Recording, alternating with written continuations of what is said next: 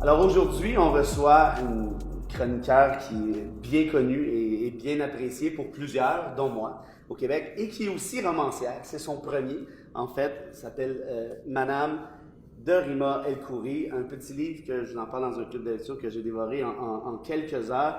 Rima El Khoury, bienvenue à Merci. Discussion de Salon. Merci. Bravo pour ce premier opus qui est franchement phénoménal. Et là, je te pose tout de suite la question choc. Ça vient d'où ce livre-là? C'est écrit à la fin que c'est une fiction. Je te crois. Mais pas parfaitement. Il y a certainement un héritage qui est partie prenante à ce bouquin-là, non? Oui. Ben, oui, c'est une fiction, mais inspirée d'une histoire vraie, comme on dit. Les femmes sur la page couverture, ce sont, en fait, c'est mon arrière-grand-mère. Ça, c'est ton arrière-grand-mère? Oui, c'est mon arrière-grand-mère et donc deux autres survivantes, donc sa fille et sa belle-fille. Donc, ce sont trois survivantes du génocide arménien. Ce livre-là, ça part d'une volonté de transcrire une mémoire familiale qui est la mémoire de survivants du génocide arménien. Du côté de ma mère, sont donc syriens d'origine arménienne, donc survivants du génocide. Mais c'est aussi, c'est une fiction parce que il y avait beaucoup de silence dans ce qui m'a été transmis. Il y avait beaucoup de trous aussi. Alors, j'ai utilisé, disons, la mémoire collective qui est très riche, la mémoire du génocide arménien. J'ai été rencontrer les derniers survivants du génocide ici même à Montréal, des centenaires il y a quelques années. Wow. Et donc, j'ai été sur place en Turquie, dans la ville natale de mes ancêtres pour essayer de reconstituer l'histoire. Et donc, c'est en mettant tout ça ensemble que Madame, qui est la ville en question. N'est-ce pas? Manam est une ville fictive. Manam, ça veut dire donc il y a une ville réelle que j'ai le surnom de la ville réelle, c'est Manam dans ce cas-ci. Oui, c'est ça, Manam, qui veut dire rêve en arabe. Et donc on découvre le sens du titre au fil du roman, mais en fait c'est un rêve parce qu'en fait moi je trouve que je suis héritière d'une histoire tragique, douloureuse, mais je suis aussi héritière d'un rêve parce que c'est quand même incroyable que après avoir vécu ce qu'ils ont vécu, que moi je puisse ici être au Québec, vivre en paix, ben c'est grâce à ces survivants, à ces survivantes qui m'ont légué ce rêve-là. La traversée, ben, il y a une... On s'enfarge dans les histoires qui sont touchantes, mais une qui m'a marqué notamment, pas nécessairement beaucoup plus que les autres, mais la traversée du désert avec des enfants, on parle de 400 km, là, si ma mémoire est bonne, dont la très grande majorité finissait par mourir pour des raisons assez évidentes. C'est un signe de la vie, ça, pratiquement, que t'es... En fait, je suis pratiquement ému, mais que ta famille a réussi à traverser ici. Oui, oui, tout à fait, parce que donc 90% des gens de leur ville natale, en fait, la population arménienne a été décimée. Ouais. Donc, ils font partie du 10% qui a survécu. Wow. Et donc c'était en 1915, donc dans l'Empire ottoman, on a chassé les Arméniens, on en a fait des ennemis de la nation, on les a chassés et officiellement la déportation dans les déserts de Syrie, c'était parce que c'était pour leur bien, parce que bon, c'était la guerre et puis il fallait qu'ils partent. Mais en fait, c'était une façon d'exterminer les gens parce que la majorité ne survivait pas à cette traversée-là.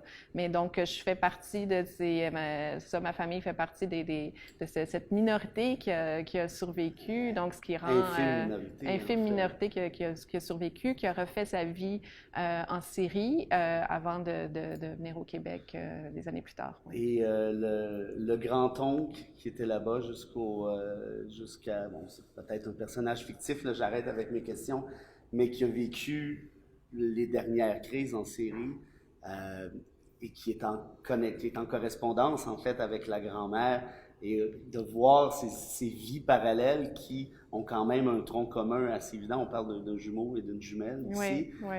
Ça, c'est un autre moment qui est très fort parce qu'on se projette par la suite pas dans le futur, mais plutôt dans le présent. Oui. Mais on voit que la situation, bon, évidemment, c'est bien différent, mais la situation est loin d'être impeccable. Ça a brassé sur mais oui, on voit que l'histoire se répète, que cette région du monde est vraiment marquée par la tragédie. Et donc, des survivants, des survivants, des enfants de survivants du génocide arménien qui, jusqu'à tout récemment, vivaient encore en Syrie, ont été, certains sont encore là-bas, certains ont dû fuir par la suite. Donc, c'est vraiment un triste retournement d'histoire. Et en fait, l'idée d'avoir donc la grand-mère dans le roman qui adore le Canadien de Montréal, oui, par ailleurs, avec toutes les références depuis Guy Lafleur ou à peu près. Ça c'est côté fiction, on verra, mais en tout cas. Ça, c'est inspiré d'une histoire vraie. Ma grand-mère, c'est une grande fan de hockey, donc c'était vraiment... Oui, tout à fait. Puis, et elle avait un frère jumeau qui était resté en Syrie à Alep. Donc, il y avait toujours cette correspondance entre les deux. Et elle qui disait, c'est mieux, pourquoi tu viens pas au Québec, c'est beaucoup mieux. Non, je suis quand même bien en Syrie malgré tout. On va pas m'arracher à mon pays. D'autres volets, en fait, vous devez lire ça, c'est impératif, c'est pratiquement un ordre. Juste la question des réfugiés syriens.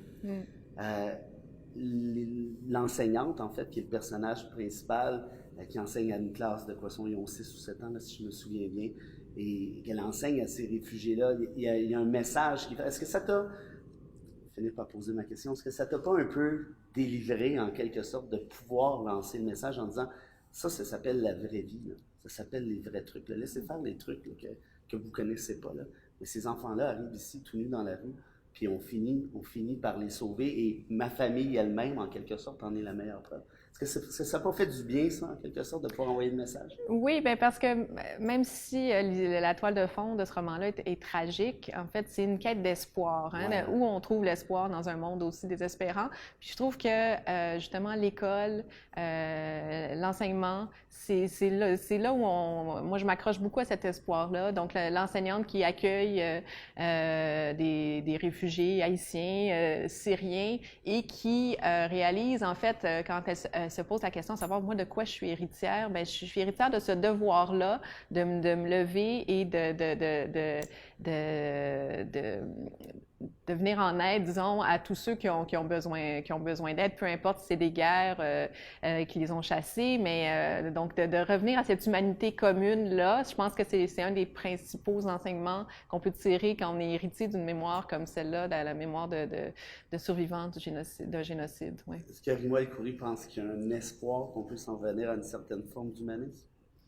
Ben, je pense qu'on n'a pas le choix de garder espoir, même si c'est difficile. C'est sûr que quand on regarde...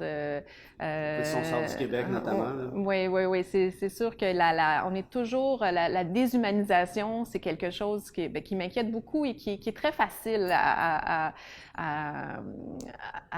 diviser les gens, c'est la chose la plus facile à faire, mais les réunir autour de leur humanité commune, là, c'est plus difficile, mais je pense qu'on a le devoir de le faire. Moi, je me sens héritière de ce devoir-là. Et puis la littérature, la fiction, je trouve que c'est une bonne façon aussi de créer de l'empathie, justement de nous ramener à notre humanité commune. Parce que même si vous n'êtes jamais allé en Turquie, en Syrie, si vous passez 200 pages avec des personnages, ben c'est comme vous y êtes allé un petit peu, et puis vous êtes ces rencontres-là vous nourrissent aussi. C'est dans tous les sens du terme. Ouais.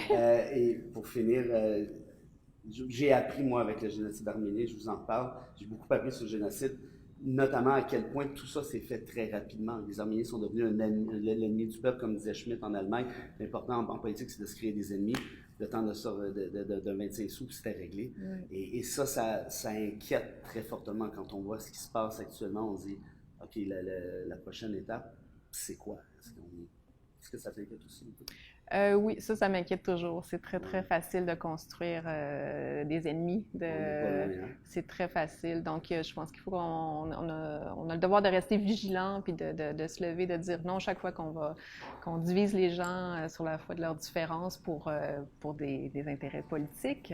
Eh bien, moi, je pense que si je peux suggérer, je pense que tu as le devoir de poursuivre ton œuvre, que ce soit dans des chroniques ou des romans. Si vous doutez, ah oui, romancière, je vous garantis que si j'avais pas vu le nom, Je dis, ouais, voilà, on est pouf. Alors, continue ton bon travail, c'est franchement génial tout ça. Et tu es la bienvenue pour ton prochain. Hein? Quand ça sera le temps, tu nous diras. Et moi, merci beaucoup. Merci. À bientôt. Salut.